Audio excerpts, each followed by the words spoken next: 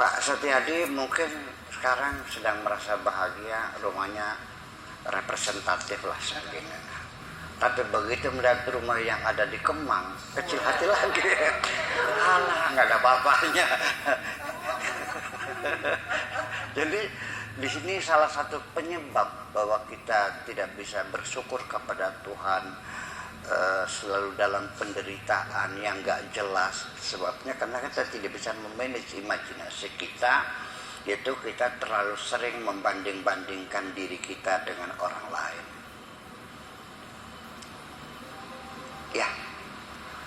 Nah, oleh karena itu cobalah kita belajar untuk tidak membandingkan dengan siapapun. Sebab membandingkan itu secara metodologi ilmu pengetahuan itu memang sekitar abad ke-6 lah Hijriah. Jadi 6 tambah ya abad ke-6 tambah 5, jadi abad ke-11 lah. Itu baru muncul metodologi komparatif. Namanya Abdul Qahir Al-Jurjani, membandingkan metode komparatif. Dalam ilmu kedokteran juga ada ya, komparatif itu ada. Kita bisanya tahu ini hasil radiologi, ini penyakitnya di mana. Kita harus melihat dulu tulang-tulang yang sempurna. Betul nggak? Baru oh ini lain. Kok ada bintik-bintiknya, ada apa, kan gitu. Kita memperbandingkan dua hal itu, tujuan satu, melihat kelebihan-kelebihan yang ada pada dua sisi itu. Kalau kita membandingkan Syahrini dengan Dewi Persik, akan lebih jelas mana kelebihan, mana kekurangannya. Semakin kita membandingkan dengan banyak hal, kita semakin optimal memilih nilai-nilai yang ada. Kita beli mangga, milih satu dari mangga satu cepon, satu dari 100 mangga, the best dari 100. Nah kalau kita hanya punya 2, ya belum tentu.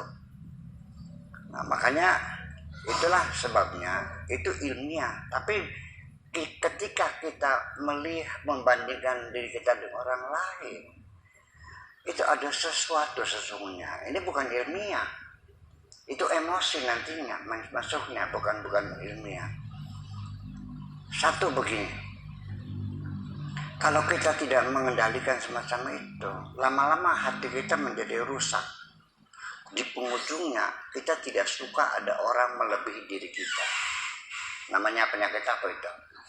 Hasud.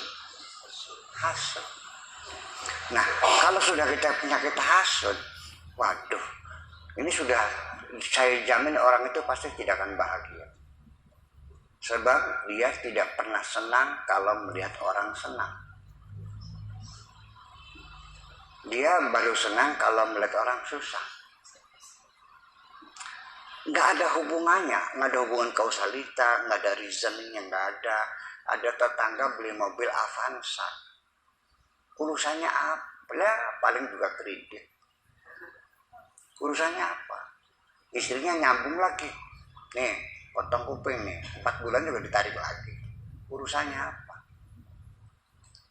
Ada tetangga warungnya laris juga, ini mesti Gunung Kawi. Sakit orang, makanya itulah turun surat Qul a'udzu birabbil falaq tersendiri itu untuk kita mengendalikan min syarri hasidin idza hasad. Hasid itu ada dalam semua orang ada, tapi tertidur. Tetap bahaya idza hasada, kalau hasudnya ngamuk, ini dia sampai bisa-bisa melakukan tindakan kriminal seperti jajanan di depan sekolah mencret semuanya. Kenapa? Pesaingnya ditaburin sesuatu. Ini kan menjadi jahat semacam itu. Dan orang hasud ini bohong kalau dia bercita-cita. Orang hasud ini orang yang tidak pernah bercita-cita, tidak punya keinginan.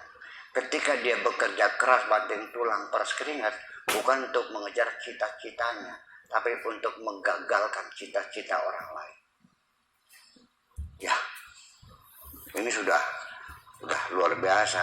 Naudzubillah min dzalik, jangan sampai keluarga kita ini ada yang berjiwa seperti itu.